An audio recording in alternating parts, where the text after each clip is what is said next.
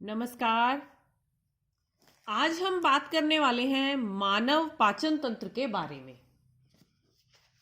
शरीर को विभिन्न क्रियाएं करने के लिए ऊर्जा की आवश्यकता होती है। यह ऊर्जा शरीर को भोजन से प्राप्त होती है। जंतुओं द्वारा भोजन को ग्रहण किया जाना अंतर्ग्रहण कहलाता है।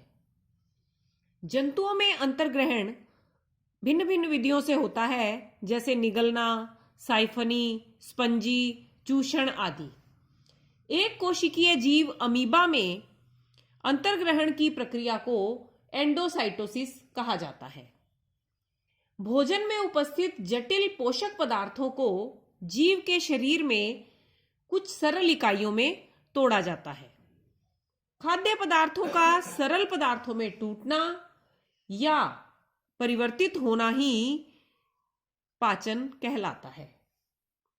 मानव पाचन तंत्र में मुख्य रूप से ये प्रक्रियाएं होती हैं: भोजन का अंतर्ग्रहण, अंतर्ग्रहित भोजन का पाचन, पचित भोजन का अवशोषण और अवशोषित भोजन का स्वांगीकरण।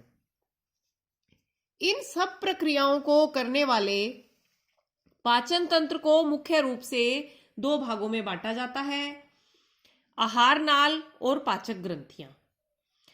किसी भी कशेरुकी की आहार नाल एक लंबी और कुंडलित नलिका होती है जो मुख से शुरू होकर गुदा द्वार पर समाप्त होती है। और मानव शरीर में 3 पाचक ग्रंथियां होती हैं: लार ग्रंथियां, यकृत और अग्नाशय।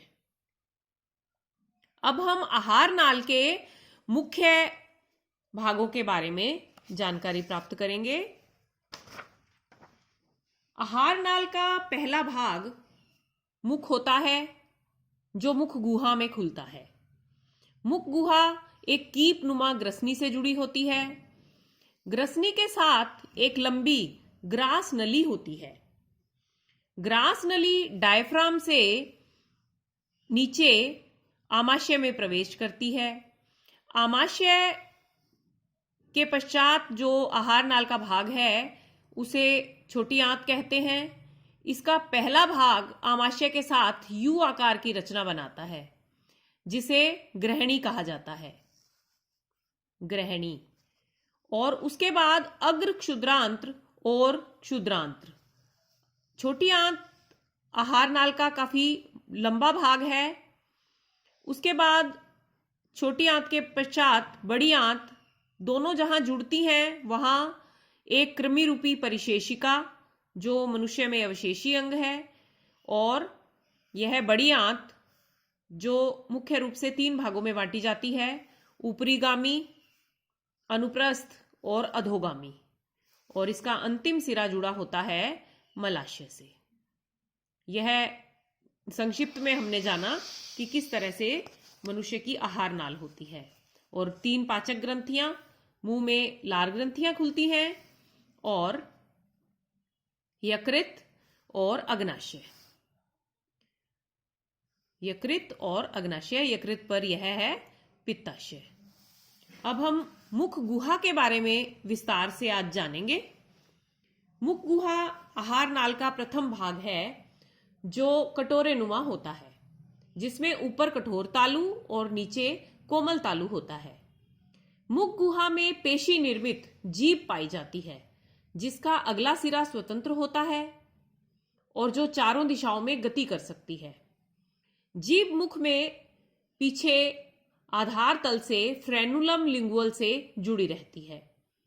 जीभ की ऊपरी सतह पर छोटे छोटे अंकुर होते हैं, जिन्हें स्वाद कलिकाएं कहते हैं। मुख 2 मांसल होठों से घिरा रहता है।